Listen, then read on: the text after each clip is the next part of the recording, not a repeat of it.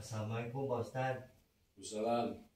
Abi dari Bandung mau menanyakan apa bedanya air keramat dengan air doa. Oh, Bandungnya mana Bandungnya? Bandungnya Cibaduyut. Bandung. Nama siapa? Afuk. Asli Muslim atau mualaf? Muslim. Mualaf. Ya, mualaf. Air keramat sama air doa. Ya. Aku sering ini jaro-jaro ke Sering. tempat-tempat gua juga sering. Sering. Jadi gini, pada inti sarinya, titik inti daripada air itu sumber kehidupan, sumber keberkahan. Ya. Karena air itu satu media yang tidak bisa diduakan dan tidak bisa digandakan. Apapun jenis air itu sangat berguna dan bermanfaat. Itu karena itu yang menciptakan air itu Allah Subhanahu wa taala untuk sumber kehidupan, keberkahan. Semua tanaman, hewan, makhluk hidup, manusia semua butuh dengan air. Makanya air itu salah satu media yang bisa dijadikan yang kualitasnya sangat luar biasa. Secara medis, air itu ada kelas-kelasnya. Air Zam-Zam nomor 1 itu tidak ada 2 dan 3, hanya di tanah Mekah Mukarramah. Itu salah satu mukjizat, salah satu air yang bisa disebut air ajaib. Gitu. Kelas 1 nomor dunia itu air Zam-Zam, tidak bisa digandakan. Walaupun dipalsukan tetap akan ketemu dan akan ketahuan. Makanya air Zam-Zam itu sudah tidak perlu doa, sudah tidak perlu ditambah dengan doa. Itu sudah mengandung khasiat-khasiat tertentu, itu fadilah-fadilah keutamaan yang sangat luar biasa.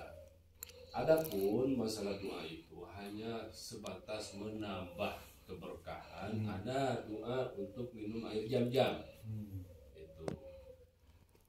Itu air. Ada juga air susu. Itu banyak. Kalau kita kaji lebih mendalam ternyata wah, hebat, luar biasa. Itu salah satu anugerah dari Allah yang tidak bisa kita syukuri secara tidak langsung. Banyak orang yang kurang bersyukur daripada nikmat Allah. Makanya Allah tegaskan dalam Al-Quran banyak, bukan 1, 2, mungkin 10, mungkin 100 ayat yang menerangkan qalilan ma tashkurun, qalilan ma tashkurun. Sedikit manusia yang hidup di alam dunia yang bisa syukur atas nikmat-nikmat anugerah dari Allah. Air susu, air Zam-Zam itu, dan air-air yang lainnya. Itu sumber pertanyaan yang tadi, air keramat dengan air doa. Air keramat itu sama bentuknya air. Jadi kalau kita lihat di Garut ada air keramat, di situ ada seperti di Godong, Sunan Rahmat di Godong. Itu dari dulu, saya waktu dulu di Garut tahun berapa, udah lama, sampai sekarang 2022 nggak pernah habis, nggak pernah surut.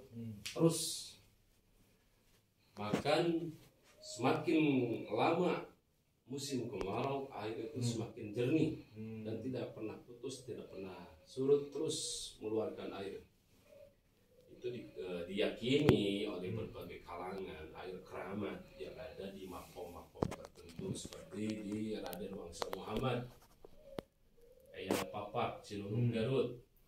Itu namanya Raden Wangsa Muhammad. Di situ ada air-air keramat. Jadi kita jangan memusyrikan, dikit-dikit musyrik, dikit-dikit musyrik.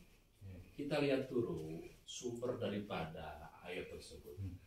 Walaupun air tersebut tidak mengandung keberkahan, tidak mengandung unsur doa, tidak mengandung unsur keramat, tetap kita butuh dengan namanya air. Air mineral seperti aqua itu. Bahkan kalau kita memponis musyrik, santri-santri mungkin udah pada tahu apa definisi musyrik. Nah, itu musyrik itu menduakan daripada kepada Allah. La ilaha illallah Muhammadur Rasulullah. La mawjuda illallah. La maqsuda illallah. La matluba illallah. Ya, kalau sama santri ngomong nggak jelas. Mana yang namanya musyrik, mana yang namanya syariat, mana yang namanya hakikat, mana yang namanya hakikat dan syariat tidak akan bisa dipisahkan. Jadi kita jangan ngomong hakikat. Selama kita hidup di alam dunia, di alam nasut, pasti membutuhkan syariat. Wa ja'alna likulli syai'in sababa. Wa ja'alna likulli syai'in sababa. Setiap perkara yang ada di alam dunia itu, di alam nasut, di alam panah ini pasti membutuhkan syariat. Itu satu perkara pasti ayat sabab musababna kurang kampung. Itu ujung-ujung udah nggak yang budak-budak oke proses kayak budak-budak nikah lah terus nikah depan diajarnya budak candi berekin wae kamu terus lagi dikerunya mah pasti baru mah dikawin nges yang budak hantu di pelong yang anak mau ujung-ujung berenang kucu curut usia Siti Maryam itu kehendak Allah. Siti Maryam itu mempunyai anak tanpa ada sebab, tanpa ada syariat, itu kehendak Allah langsung. Itu air. Jadi kalau kita memvonis musyrik, gitu. Sebetulnya kalau kita lihat secara ilmu syariat, semuanya pasti musyrik. Tapi di situ ada makna-makna syariat, makna-makna hakikat. Apalagi kalau kita dikaji dengan makna-makna secara lugawi, makna-makna secara hakiki, majazi, makna-makna secara lebih dalam besar ilmu suluk, ilmu tasawuf. Orang itu kalau kita haus, pasti bukan ingat kepada Allah, ingat sama air. Secara tidak langsung kita sudah memusyrikan Allah, kita meyakini bahwa air tersebut memberikan kehidupan, air tersebut memberikan keberkahan, air tersebut bisa memberikan penolong untuk kita, sementara Allah tidak diingat-ingat. Itu orang lapar bukan ingat kepada masjid, bukan ingat kepada Allah, pasti yang pertama diingat itu warteg, rumah makan, rumah makan Padang, gitu. Itu secara tidak langsung udah melupakan Allah dan menomorduakan Allah, sehingga kita meyakini mempunyai kekuatan gara-gara nasi. Itu pembelajaran lebih dalamnya. Maksudnya Allah itu berkehendak dan Allah itu kuasa menyimpan keberkahan, menyimpan fadilah, menyimpan segudang rahasia di dalam salah satu bentuk ciptaan Allah seperti air. Dikala manusia minum air akan merasa segar. Itu bukan karena Allah, bukan karena air, tapi karena Allah. Allah berkuasa menyimpan kekuatan ke air tersebut, sehingga siapapun yang minum air itu akan merasa segar badannya, bugar badannya. Itu mudah santri mapan gusti gawai cara rapi, ya, itu mandi pan seger, seger. Itu seperti nasi, Allah memberikan, menyimpan satu kekuatan di nasi. Kalau kita makan nasi tersebut, tumbuhlah kekuatan dalam tubuh, tumbuhlah kekuatan, tenaga, power dalam diri kita. Bukan berarti nasi tersebut memberikan kekuatan, Allah yang memberikan. Kehendak Allah menyimpan kekuatan dalam nasi tersebut, sehingga siapapun yang minum, yang makan nasi tersebut, tumbuh kekuatan dalam diri. Itu semata-mata kehendak Allah. Jadi kalau kita memandang dan mengkaji, memvonis musyrik itu salah. Kita harus yakin dengan adanya kekuatan Allah dan dengan adanya keberkahan dari Allah. Itu sifat daripada Rahman Rahim sangat luas di hamparan jagat raya ini. Tapi kita jangan menomorduakan atau jangan sampai gitu melupakan Allah. Makanya ajaran Islam, mau minum Bismillahirrahmanirrahim, mau makan Bismillahirrahmanirrahim, apapun bentuknya. Sebelum kita makan, sebelum kita minum, kita mendahulukan membaca lafaz bismillah dengan mengingat Allah, itu bisa jadi ibadah. Nah, cai karomat, wah musyrik, murtad, salah. Sementara mana yang nggak sarua, itu. Nah, dotul ulama ahlus sunnah, rek persis, rek Muhammadiyah, rek luar muslim sama, gitu. Jadi kita menyadari bahwa Allah itu sangat kuasa dan lebih kuasa dari segala-galanya. Gitu. Coba kalau Allah cabut air aja satu unsur di dunia, pejabat tingkat apapun tidak akan kuat. Mereka sakti sehebat apapun nggak bakalan kuat. Sebuah makhluk pasti akan mati kalau airnya dicabut. Apakah Allah berkuasa menyabut kekuatan kuasa? Itu seperti api. Api kan panas. Nah, Allah berkuasa menyimpan kekuatan dalam api. Siapapun itu, apapun itu, kalau terbakar dengan api pasti akan musnah, hancur, lebur jadi abu. Pasti itu. Tetapi Allah berkuasa mengambil kekuatan dari unsur api. Allah cabut. Kita lihat sejarah. Dikala Nabi Ibrahim dibakar oleh Raja Namrud, itu turun ayat dari Allah, turun dari ayat Allah, kalam Allah dalam Al-Quran, ya naru kuni bardan wassalaman ala Ibrahim. Ya naru sana gitu, kuni bardan tiis anjeun gitu, cek urang mah wassalaman ala Ibrahim, jeung salametkeun Nabi Ibrahim dikala dibakar Nabi Ibrahim nyantai santai benar mun urang balik udud we juga teh ngawal teh gitu hep we sugan panas sugan aya buruna kan uruk merengkel teu aya karena Allah berkuasa mengambil kekuatan daripada api itu. Nah, makanya di situ suka datang guru-guru yang mulia, para ulama, para mu'alif, ahli-ahli gitu, cegoh-cegoh hikmah guru-guru urang sararea. Nah, itu para ulama suka mengambil intisari dari ayat itu dengan dijadikan salah satu doa untuk keselamatan. Ya naru kuni bardan wassalaman alayya. Itu kalau di Asma ada Asma James Kubro. Kalau santri hikmah bisa dengan demonstrasi atraksi anti api, bakar api, berjalan di atas api, gitu, berguling di atas bara api. Itu kita harus tahu makom. Oh, takabur. Wah, sombong. Nah, itu mereka memfonis dengan salah satu unsur, satu pihak. Sementara kita lihat ini santri riado. Ya, kalau santri riado pasti gitu, atraksi, demonstrasi itu sudah biasa. Jadi bukan dikaji antara sombong dan tidak sombongnya, bukan dikaji misalkan takabur dan tidak takaburnya. Bukan digali misalkan ini ngapain ilmu seperti ini gitu. Nggak pantas. Kalau santri jangan ditanya masalah ngaji karena beki sorotan beki itu muhadarahan beki gitu, mutolaah beki, sholat qomo. Nah itu hanya makomnya mungkin santri riado. Di situ ada unjuk kebolehan untuk meningkatkan kualitas keyakinan kita.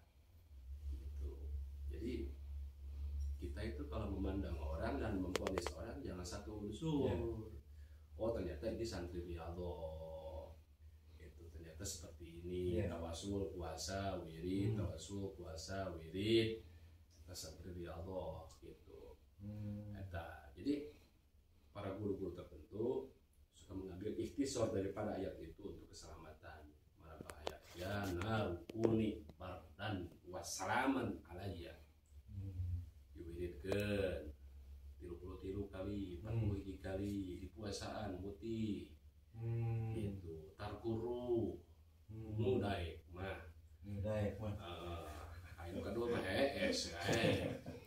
Urang percaya we ka guru dan istiqobiltukeun si guru.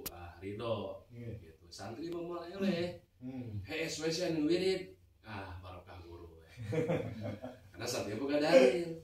Sirur robani ala lisanil ustad. Rahasia Allah aya dina letah guru. Cek guru barokah sia jadi. Cek guru reuneuh sia kawin heula. Mau ujug-ujug. Itu eta.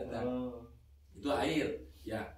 Itu hebatnya kalamullah itu. Seperti tadi ya. Ya narukuni bardan. Gitu. Jadi kalau tidak ada bahasa kata bardan, ya narukuni bardan, kalau tidak ada kata wassalaman gitu. Itu hebatnya kalamullah itu. Satu-satu. Jadi bahasa Quran itu sangat mengandung beragam sastra yang luar biasa. Bahasa itu sealam dunia yang tidak akan bisa melebihi kehebatannya itu bahasa Quran. Sastranya luar biasa. Itu kan ya narukuni bardan. Allah menambahkan wassalaman ala Ibrahim. Kalau Allah tidak memberikan lapan kata bahasa wassalaman, bisa terjadi Nabi Ibrahim pakai hati lisan. Bardan tiis ya ngedek-dek Nabi Ibrahim teh. Mau kunaon kati isan. Kati lisan. Hebatnya Allah sih kalamullah itu. Wassalaman jeung salametkeun ala Ibrahim dan Nabi Ibrahim. Nah, itu para guru-guru terdahulu, para mukama itu dipetik dari ayat itu. Wassalaman ala ya, bukan mengganti kalimat Quran, bukan merubah kalimat Quran. Jadi para hukama guru-guru terdahulu mu'arif itu gitu. Jadi ada hukum-hukum tertentu. Kita membaca Quran itu niatnya zikir. Bukan niat membaca Quran. Kalau kita niat membaca Quran, contoh kita mewiridkan kulhu. Di situ ada amalan aurat kaduniaan, asma putuh dunia dari petikan surat Al-Ikhlas kulhu. Lebih lanjutnya kita pengen ketemu dengan khodamnya kulhu, Syekh Abdul Wahid. Gitu. Itu namanya Syekh Abdul Wahid. Diwiridkan 2002. Terus dengan bed yang hadirannya bednya ada 2002 juga ya Rabbi Kholis Kulubana itu sampai akhir. Nah, kita mau wiridkan 2002 dengan bacaan cepat. Itu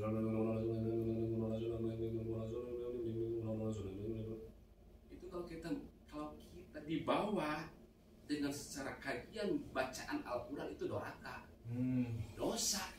Karena membaca Quran tidak betul dengan makhorijul hurufnya, sifatul hurufnya. Karena ulama terdahulu itu niatnya kita zikir kepada Allah, zikir kepada Allah, bukan niat membaca Al-Quran.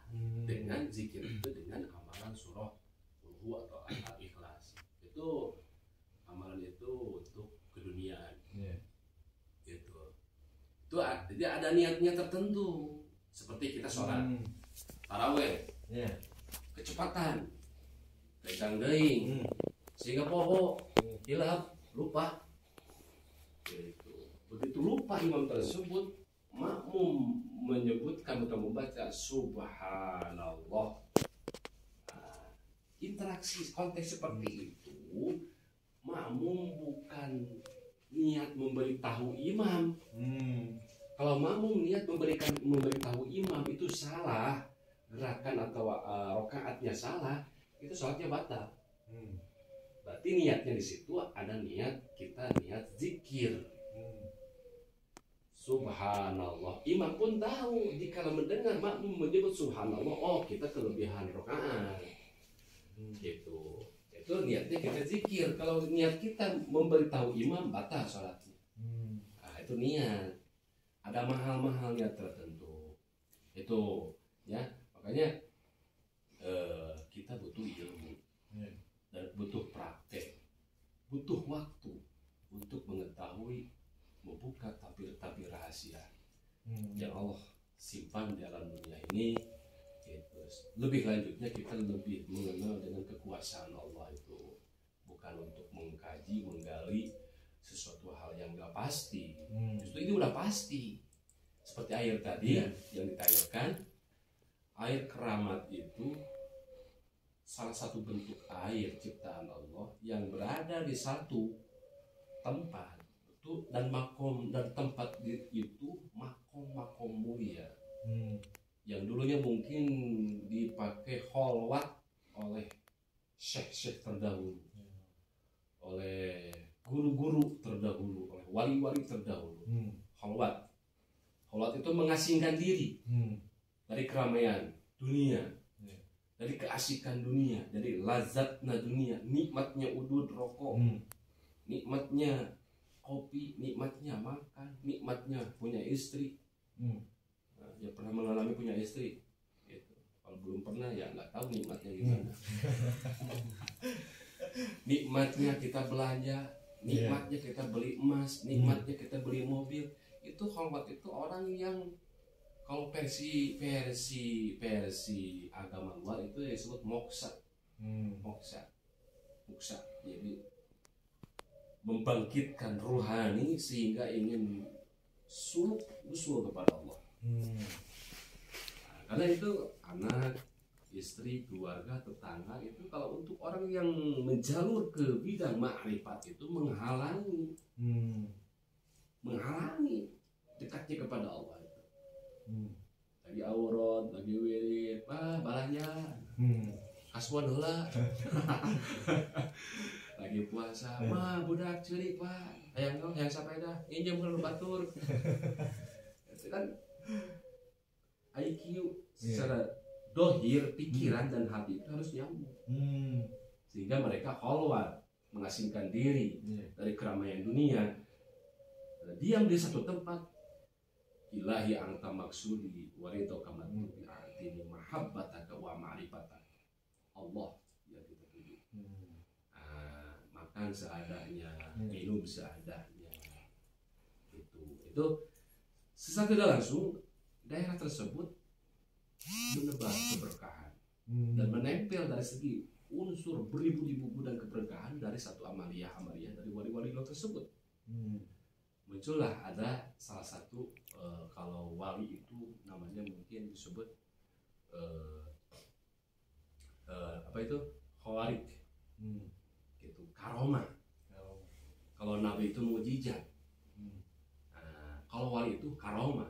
Khawariknya karomah yang diberikan oleh Allah kepada manusia tersebut, ke orang tersebut dengan dasar daripada buahnya, hasil daripada ibadahnya. Muncul keanehan-keanehan di luar batas kemampuan orang biasa. Itu muncul air. Itu biasanya itu udah merata di satu tempat, makom mulia, makom wali itu suka muncul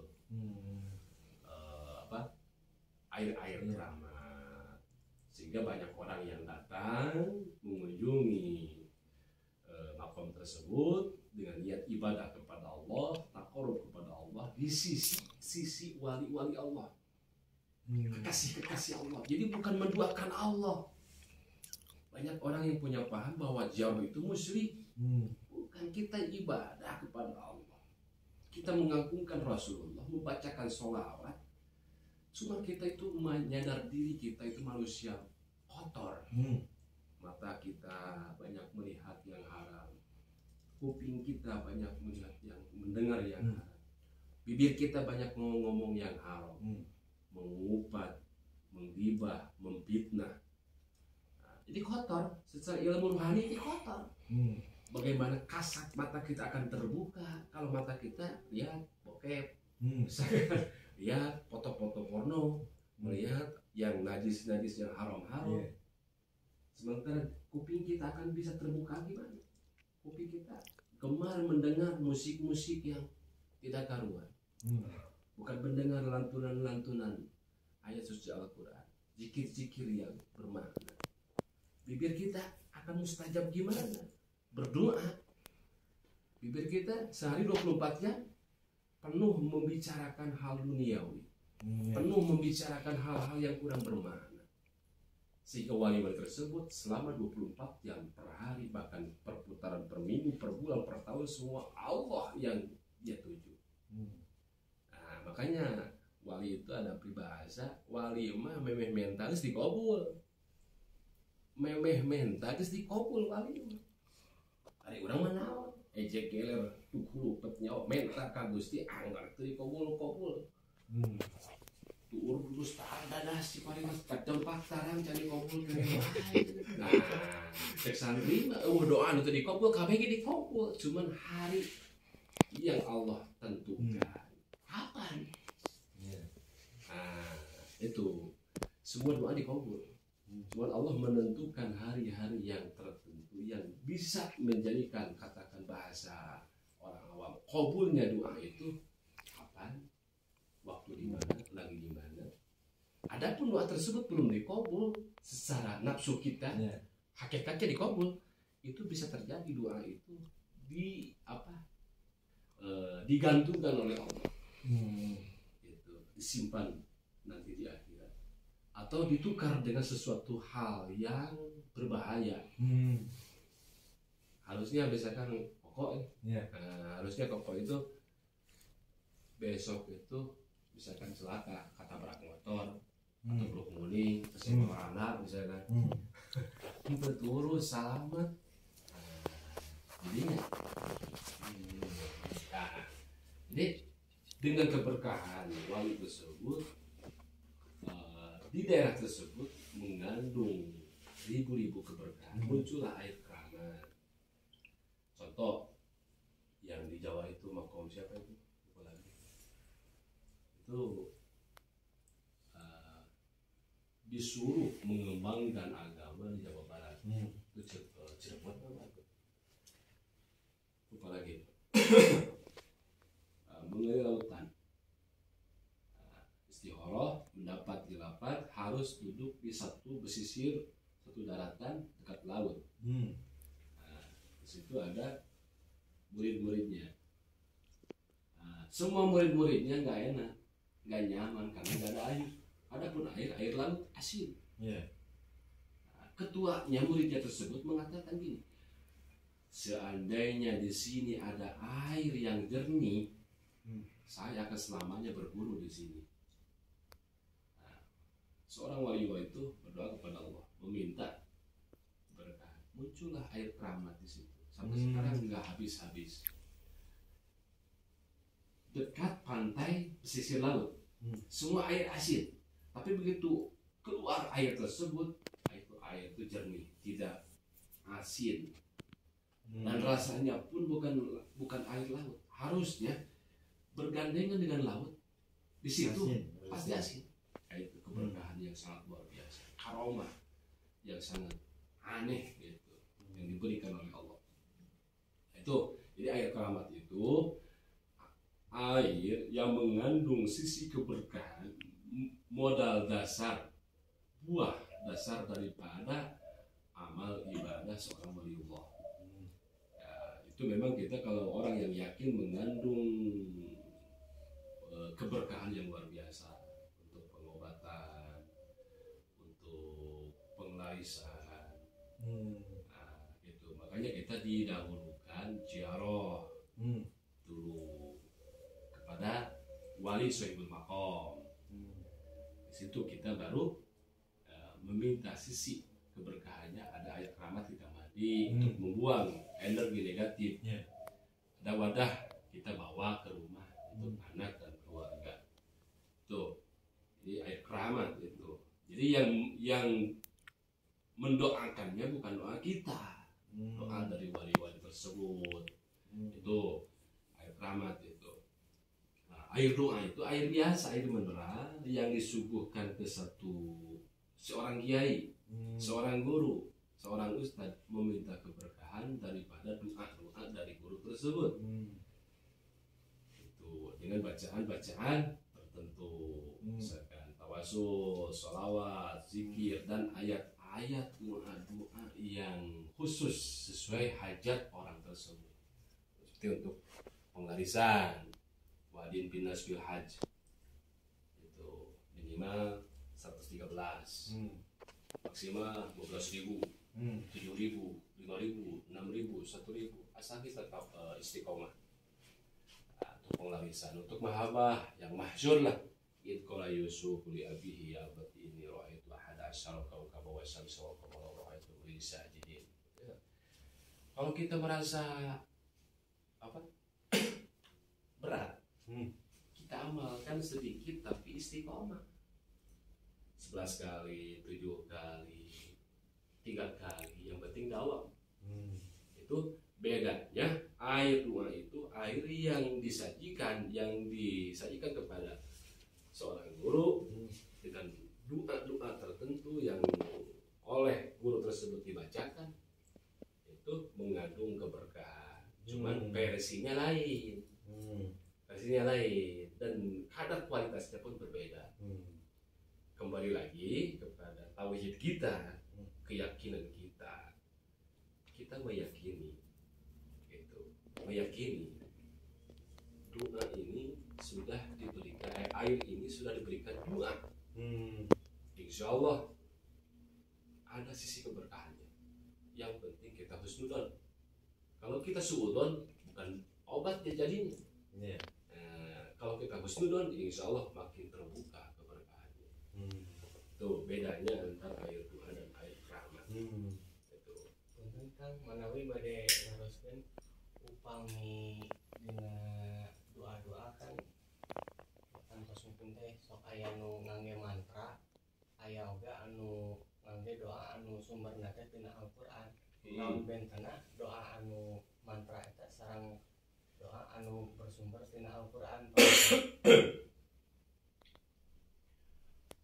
Doa, mantra, dan doa yang bersumber daripada Al-Quran. Kita kupas dulu doa. Seorang guru ulama menerangkan ad-du'a'u silahul mu'minin. Doa itu sebagai senjata pamungkasnya orang-orang mukmin. Sehingga susah payah, sudah kita tidak ada patang arah, pasang surut, hilang kepercayaan, bekerja, usaha, ikhtiar, sudah kita jalankan masih kunjung tidak berhasil. Di situ ada terakhir secara apa itu namanya, spiritual, doa yang kita jalankan, senjata. Di santri ditolak cinta, oh berarti ikola Yusuf. Gitu, ngelamar dia ditolak, bosku gue pahlawan, tolak di ngelamar dia ditolak nih, Rana jadi hati, ditolak ke pahlawan mah, gitu, aing betul payu ke pahlawan kadir, iya karana ngelamar ditolak warung, aing datang ke kiai dan doa, kabur, bere, kalau Yusuf masuk atau palama ro'ainahu akbarnahu. Atau walau Quran surat jibalu, banyak itu. Petikan ayat-ayat Quran yang mengandung mahabbah, atau alqaitu alaika mahabbatan minni walitusna alai, atau asallallahu ayat bainakum, bisa banyak. Itu sumber dari Quran. Gitu. Tapi kalau kita sudah mengamalkan sekian puluh hari dan kita wiridkan 1000 kali masih belum terkabul, jangan menyalahkan doa. Besok pagi kita ambil cermin yang besar, kita lihat pandang wajah kita. Gak dengar. Bukan doa yang gak makbul, bukan doa yang gak masuk. Ternyata bener, urang lu tengah dukung. Budak-budak mah ya pelet Jepang gitu. Oh, Kunci mobil. Gitu. Pertama tuh kudu pelet Jepang. Gitu, pakai jimat-jimat karuhun nu kawaris di Maraji. Bada dua cokot bawang beureum jeung bawang bodas. Sekel cimpani baca ke Kola Yusuf 17 kali sanapas. Kuat 33 kali sanapas. Bawang beureum, bawang bodas, bawang merah, bawang putih. Egan. Kola Yusuf. Terkuat 33 kali, cukup 7 kali baca sanapas di Kola Yusuf. Tarik nafas, yuk. Nah, sudah beres, kita bawa ke ruangan yang kosong. Simpan ke tarikan ku benang. Tahan nafas, tali, iya, tali, bawa ke hareup gantelkeun kana Innova pasti urang juga.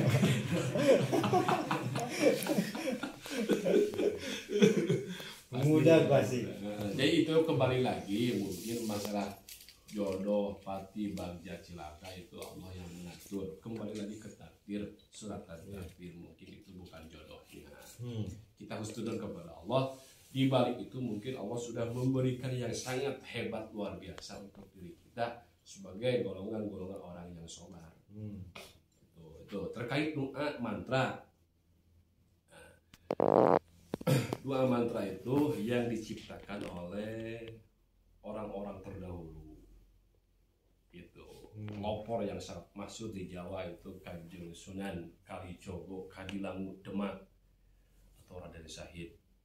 Itu banyak keluar mantra-mantra, doa-doa adat Jawa yang keluar daripada Kanjeng Dimas Raden Sunan Kalijaga. Itu mantra-mantra yang seperti yang saya terima ya dari guru seperti guru Pak Kiai Mujab, Syekh Mujab dari Demak banyak gitu. Itu terus ada juga yang dari Kiai Ishak Al-Habib banyak gitu. Seperti yang saya terima dari guru-guru dari Jawa seperti ada mantra doa Mahabbah Jolo Sutro itu kan Jawa. Bismillahirrahmanirrahim. Pukih lir batin rasane iku kena rasok. Runtus iku kena runtusku. Jabang bayi iku kena jabang bayiku.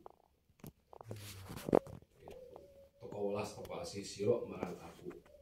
Ketiban hidupku putih adem asap saking kersane Allah. Itu dari Kanjeng Sunan Kalijogo. Sanadnya. Makanya seorang waliullah yang termasuk wali 9 itu Kanjeng Sunan Kalijogo itu banyak tembang-tembang Jawa. Lir ilir itu kan Jawa. Kenapa nggak bisa sholatullah berbeda dengan wali-wali yang lain? Itu sangat kental dengan adat-adat yang ada, tembang-tembang, wayang-wayang itu. Kenapa? Karena mengajarkan agama dengan strategi dan memakai ilmu bukan dengan anarkis. Adat, sehingga ada peribahasa tarkul adat adawah. Kalau kita meninggalkan adat bisa menimbulkan perpecahan. Masuklah ke ranah-ranah adat untuk mengembangkan syiar agama.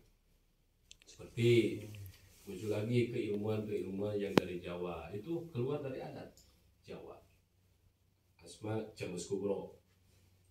Aku iki uripku cahya ning Gusti Allah. Daging kulitku wojo, napasku lesus, segoroku geni muruk la ilaha illallah Muhammadur Rasulullah. Jadi mantra yang dibolehkan itu kita diawali dengan bismillah, diakhiri dengan kalimat tauhid. Ada juga mantra yang keluar daripada adat-adat tertentu yang tidak boleh diawali dengan bismillah dan tidak boleh diakhiri dengan kalimat tauhid. Itu mantra yang tidak dibolehkan. Ada salah satu jampe atau ilmu-ilmu yang tidak boleh membaca bismillah. Itu bertentangan dengan tauhid. Kita garis bawahi. Jadi mantra itu boleh kita amalkan selagi mantra itu jalurnya benar. Jadi jangan sok suci, sok kiai, sok ajengan, sok ustaz, sok santri gitu. Karena pada intinya tadi afdol doa di Arabiyat. Apang abdolna doa itu bahasa Arab. Jadi kita mah orang kampung, orang awam maca Quran teu bisa dipaksakeun maca ge teu harti. Nah, Falamma ra'aynahu akbarnahu wa qata'na aydiyahunna wa qulna asyarillahi ma hada basyaran in hada illa malakun karim. Diwihikeun eta pelet tapi ngama watakna. Mana macam. Jadi mun anak panah busur untuk tepat.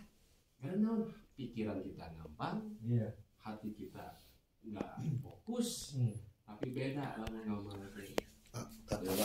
Iya, memori. Sudah pula? Ya, sudah pulang. Kita dari stop, Pak.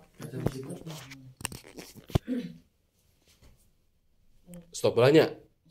Hah? Stop bola langsung simpan ah. Ada kehapus. Pemain gimana kumaha? Iya lah memorinya penuh. Aduh. Migrasi ke SD.